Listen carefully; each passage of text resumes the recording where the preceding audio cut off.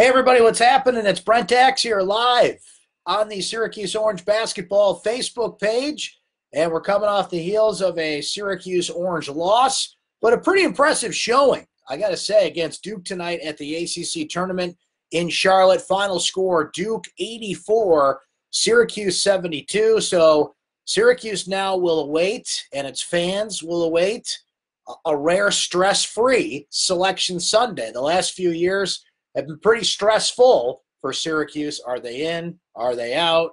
And the debates over the weekend and refreshing bracketology every 5 minutes, trying to figure out what their fate would be. We know this team is in the tournament. That has been signed, sealed, and delivered by all accounts and purposes here.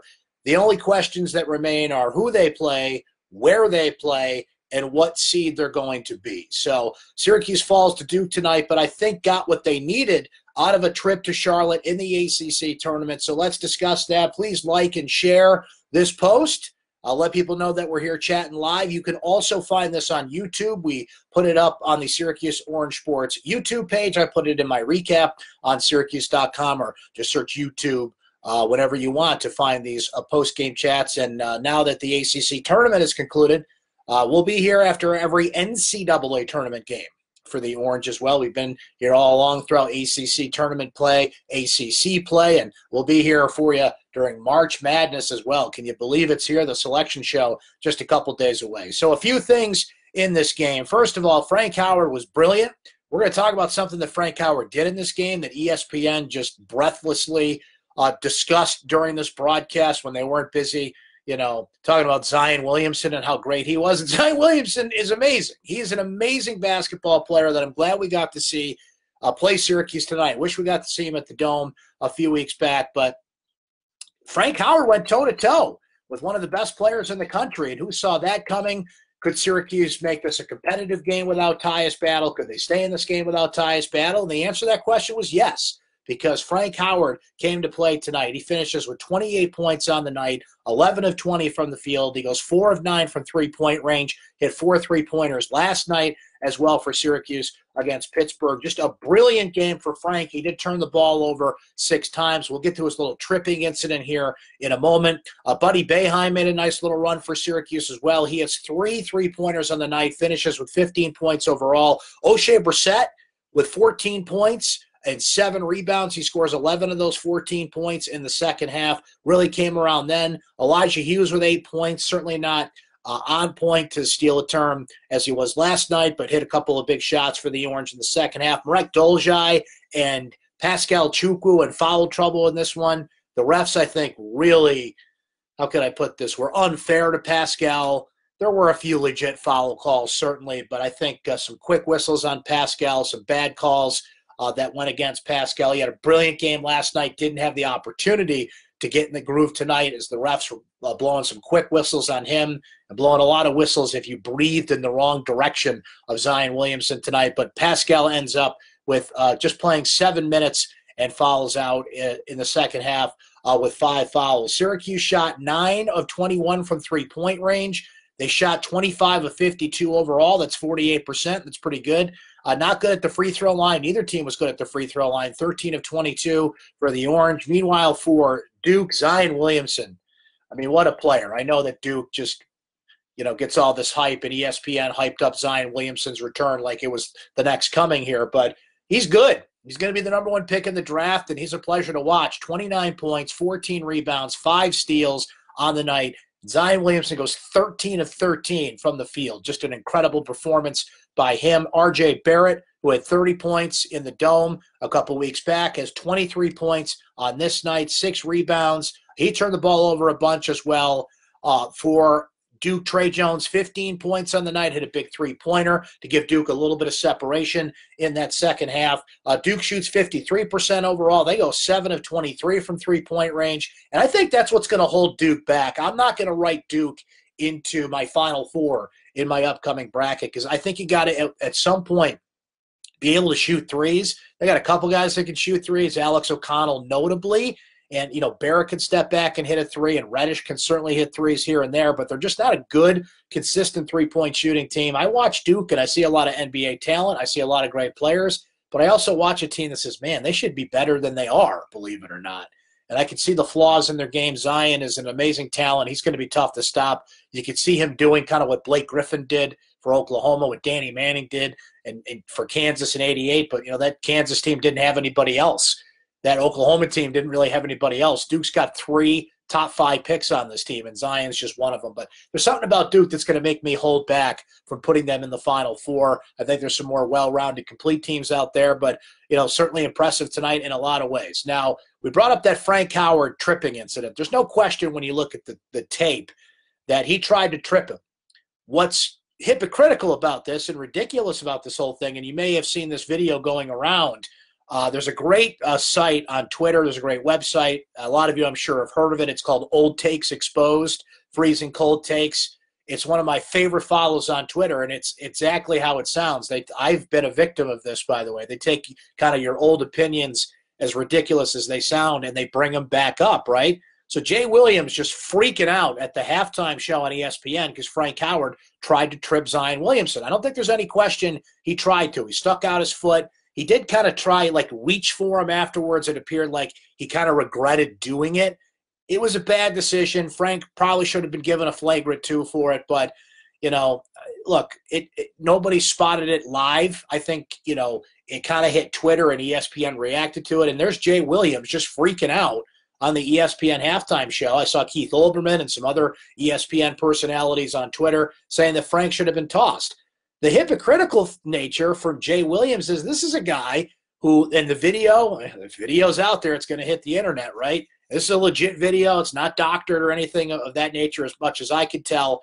Was asked about Grayson Allen. Remember him tripping a bunch of guys lately? And Jay Williams basically defended Grayson Allen and said, let him do his thing. Let him be a villain, right? So Jay Williams immediately, his hypocrisy shows. Certainly I'm not defending what Frank did. It's dirty. If they had thrown him out from the game, if somebody had spotted it and reviewed it properly, I wouldn't have a strong argument there. So that puts a little bit of a stain on what Frank Howard did tonight, but he was brilliant otherwise with 28 points for the Orange tonight. So how do you feel going into Selection Sunday is the question, because I think what Syracuse had to do is go to Charlotte, fine-tune some things, make you feel better about some things, and to do what they did without Tyus Battle was pretty impressive. To beat Pittsburgh in the manner that they did and to play Duke. The final score was 84-72. Duke had a 17-point lead at one point. Syracuse whittled it down to 3. Syracuse really kept this game a lot closer than people would maybe imagine with Zion back and putting up the numbers that he did and without Tyus Battle on the floor. I felt Syracuse needed Tyus to win this game. That kind of turned out to be true. But for Frank Howard to go off the way that he did, look, the old adage is you need great guard play to be competitive in March. Syracuse always has the advantage of the 2-3 zone in their corner if you get a matchup with a team that's not familiar with it. Frank Howard got his game going in Charlotte. I think O'Shea Brissett was better in the second half. And, he struggled last night, didn't play much in the second half because they favored Marek Dolezaj defensively. But I think if you look at O'Shea overall the past 4 or 5 games, I think he's gaining his confidence back. Elijah Hughes, not as efficient shooting the ball tonight, but I think he knows what his role is, what his groove will be. He'll get some open shots depending on matchups, depending on how much teams really study the film. I think Buddy has every opportunity to get some open threes and has been playing really well. Played well again tonight, and it's not just shooting threes. He's getting inside more. He's rebounding the ball better. He's, setting screens better. He's playing well defensively. So I think Syracuse has some momentum going into March. It's just all a matter of matchups. It's a matter of who you play. It's a matter of where you play. It's a matter of a number of things. But for Frank Howard to step up with Tyus Battle out, 4 3-pointers last night. I mean, that's Pittsburgh. You take it with a grain of salt. But to go out there and stare down Duke the way that he did, very impressive, and you got to hope he can kind of bottle that up if you're Syracuse and carry that over, because they need strong guard play from him. They need their senior to lead this team, and Tyus now gets another, we'll see, Selection Sunday comes up this Sunday on St. Patrick's Day. We'll see if Syracuse gets the Thursday or the Friday game, so depending on when they play, he's got at least another week of, I don't want to say rest because he's going to be practicing and will be out there, but another week of non-game action. And I think that was the right move. I think it was smart for Jim Boeheim to hold him back. even if Tyus could play in this game, why risk it? Why put him out there? And, Syracuse proved, I don't want to say that they proved they don't need Tyus Battle, because I think that'd be a pretty, foolhardy thing to say, because you want your best player out there. But they certainly held their own without him against one of the best teams in the country. All right, let's see what you guys are saying on this. And, I see the comments already. I'm not really going to disagree with you guys. Look, the officiating was what it was. If they breathed on Zion Williamson the wrong way, let me check the box score while we're yakking about it here, but late in this game, with about 5 minutes to go, Zion Williamson only had a foul. He ended up with 2 fouls in this game. It's very curious how Zion Williamson only ends up with 2 fouls in this game. But we mentioned Pascal and Marek picked up some early fouls. I'm not blaming officiating on this one. Zion is just an incredible player, and Duke did what they needed to do in this one. But, when you don't give a player an opportunity to really get in the flow of things, 2 whistles on both those players by the first time out, that kind of put a stain on this one. But, Duke, I see Josh make this point here. There's something about this team that makes me hold back. They're not great defensively. They don't shoot the 3 particularly well. They've got a lot of talent. They've got a lot of great players. But do they have the team? Do they have the team that can win 6 games in the tournament is the question. I look at some more well-rounded teams out there. I like Virginia better. I know Gonzaga lost to St. Mary's in their conference tournament, but I really like that Gonzaga team. And that's the beauty of March. You think you got it all figured out, and then, Virginia is a 1 seed, loses last year to UMBC. So we'll see how that plays out. Can't wait for Selection Sunday. And for once, Syracuse fans get a stress-free Selection Sunday. Let's go back to the last few years. 2015, they're not even in it because of a self-imposed ban. In 2016, the whole world's screaming. Doug Gottlieb, Mike Greenberg, all the commentators. Syracuse was the big talking point the day after Selection Sunday that year because they shouldn't have been in the tournament. Well, they made the Final Four that year. 2017, we thought that John Gillen's shot would be good enough beating Duke to propel Syracuse into the tournament. They didn't make it that year. Last year, they're literally the last team in. You see the euphoric celebration when their name popped up on the screen on CBS, and they made a Sweet 16 run. So how will a Syracuse team, who I think is going to end up as a 9 seed, they're somewhere in that 8-9 seed range. I think they'll stay there. I don't think they'll fall to a 10. Had they lost to Pitt last night, maybe they fall to a 10. But I think Syracuse is a solid 9 seed, so they're going to play in that 8-9 game, which is pretty much a coin flip these days, again, depending on matchups and everything. But it's either the 8-9 game or the 7-10 game for Syracuse. Maybe they could bump up to a 7, wouldn't stun me, but I'm going to put them at a solid 8 or 9 seed at this point. Where they go is anybody's guess. I've seen them all over the country, depending on Lenardi or Jerry Palm or whatever bracketologist you put your faith into and where they're going to play. I've seen them put in Columbus, which would be a favorable location if you want to.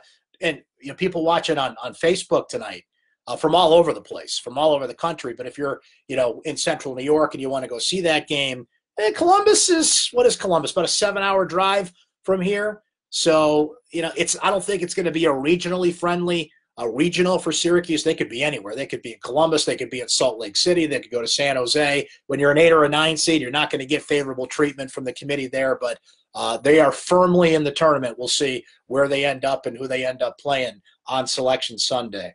Let's see. I like what Jack says, Boeheim versus Hopkins.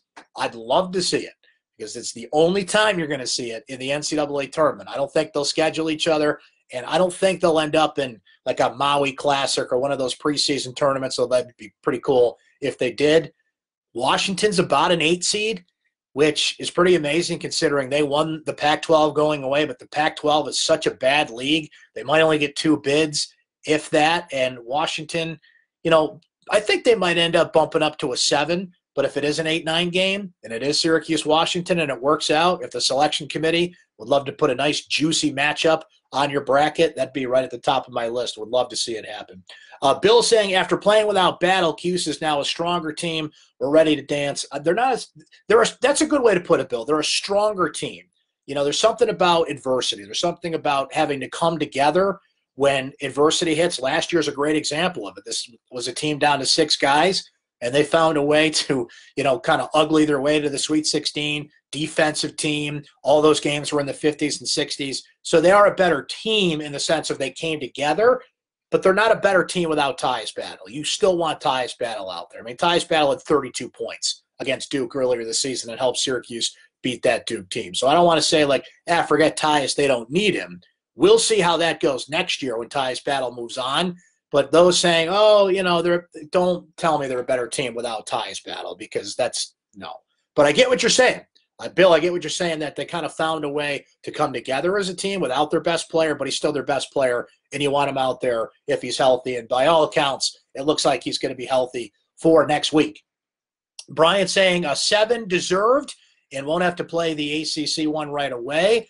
Mickey saying Zion shoes. It's an NCAA violation, special shoes, and it's an expensive gift, and he should be suspended for the rest of the season. It's interesting. I didn't get to read the story because I was watching the game. I saw it pop up during the game, but apparently Georgia Tech has been nailed from some recruiting violations. I saw Kansas, both football and basketball, now under full NCAA investigation. You got the FBI scandal going on. There's a lot of things. As we're getting ready for March Madness, and we're all excited about that, there's a lot of, for lack of a better term, controversy going on in college basketball these days. But, yeah, that Zion shoe thing, not one of them, although I enjoy the joke there. That's pretty good. Let's see. Brandon, if we play Kentucky in the second round, if they get a 1, will we beat Kentucky? Look, I think John Calipari's a good coach. I think he knows how to face the zone defense in terms of how to go against it, how to strategize, but that'd be a quick turnaround, second game in 3 days. And sometimes a coach can tell his team to do something. The question is, can you execute it? I think Syracuse has a great shot against Kentucky playing 2 and 3 days if they end up in that bracket. Yeah, and that's the question. As an 8 or a 9 seed, which 1 seed do you face? Yeah, I know Virginia lost last year, but, that's only happened once in the history of the tournament since they went to 64 teams in 85. So I'm pretty sure that Syracuse, should they win their first round game, would play a 1 seed. Will it be Gonzaga? Will it be Kentucky? Will it be Virginia? I don't think they could play Virginia. I don't think you can be put in the same bracket there, but it'd be a good question to see what 1 seed they would play. If they played a 2 in the next round, I don't think they'll bump up that high, but if they did, is it a Tennessee? What kind of team are they going to see? But you know what? First round matchup, those 8-9 games were basically a coin flip. The 8 seeds have a slim percentage lead all time in terms of how many games the 8 seed wins versus the 9. But either way, look, Syracuse is a dangerous team. They've gained some momentum, some confidence. They get the best player back. If Frank can continue to play at this level, O'Shea Brissett, I think, is, he's been spotty. He's been up and down, but he's been aggressive inside. And I think he's a player who can really break out in the tournament. Elijah Hughes is an X factor for this team and how he shoots the 3. I think Buddy is an X factor for this team and his improving all-around game, let alone how much he can shoot the 3-pointer. Pascal kind of got screwed by the refs tonight, but, when he provides a presence and can be even like an 8.7 rebound guy in the middle. Last night he had 7 points, 9 rebounds, and 6 block shots. You're not always going to get that out of him, but there's a lot of teams that, that's a favorable matchup if Pascal can be active and stay out of foul trouble. Syracuse is a team on paper that I think is pretty dangerous as an 8 seed, no matter what 9 seed they faced. And I've seen them projected to play Baylor, Iowa State, you name it. Who knows what kind of matchup they're going to get. I saw Syracuse projected to play Wofford in one bracket. I can honestly say I have not seen them play at all this year. So that's the beauty of the tournament. Sometimes you get these matchups and you're like, I have not seen that team play 1 minute of basketball this year. So we'll see what kind of matchup that they get. See what you guys are saying here on the comments. Thanks for hanging with me here as the midnight hour approaches here live on Facebook as we're into Friday morning here. Brandon saying Pascal's the key guy in this NCAA run. All he needs is 6 to 10 points, 12 boards and blocks and deflections. The key to this run for the Orange. Jessica saying the announcers wouldn't stop talking about how amazing Zion is. Getting sick of it. We get it. He's good. Yeah, they went a little over the top with this. Zion's a generational talent. He's an amazing player. But holy cow, did they follow his every move? They should have had a Zion cam for the entire game. And it wasn't just during the game. Pre-game, Sports Center, everything leading into it. And I get it. Duke gets ratings. Duke is Duke. I fully understand why they're doing it.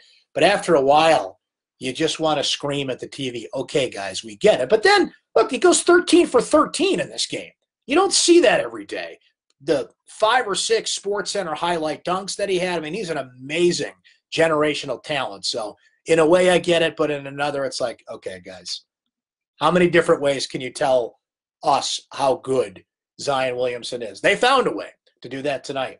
Nancy saying, was Zion's first dunk a travel? Yeah, he took about 5 steps on that.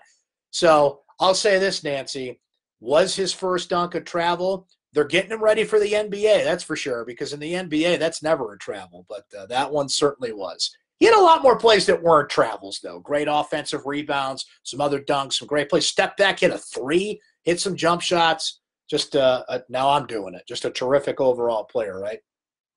Bill saying he replayed the charge on Howard. It wasn't him. A teammate ran him down. Michelle saying it's a basic zone idea. Come to Whitney Point School. We can show them how to deny a big. They know what's going down there with that zone defense, huh? John noting that Frank Howard had 1 less point than Zion Williamson. If you had told me before the game that Frank Howard had 1 less point than Zion Williamson, I don't think I'd take that bet.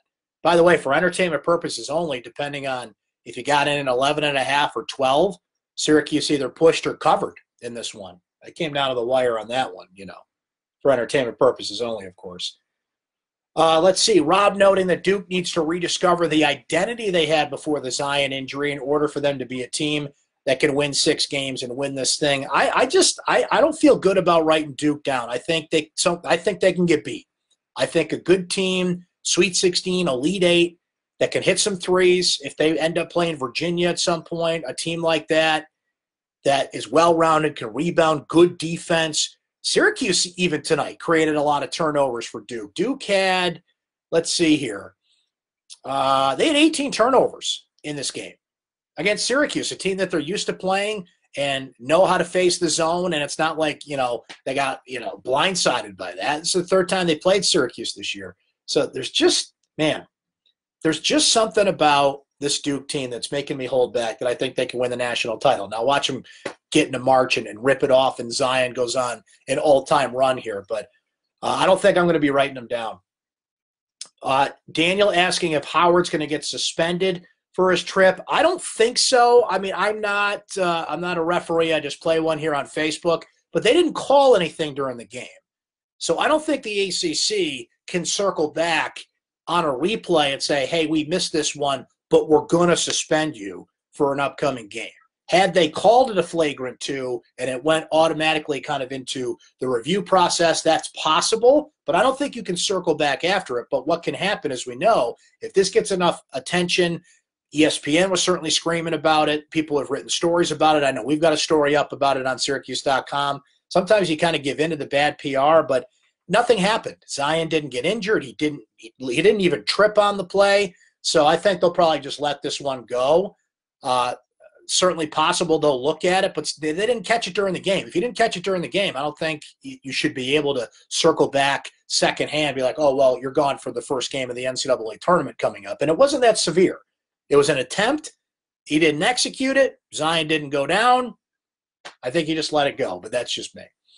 Let's see. Garth saying Syracuse beats Duke if they play again. There's something about Syracuse. They know how to play this Duke team. They know how to keep it close. And to do it tonight without Tyus Battle was very impressive. Oh, and what team do you think Syracuse would do best against in the first round?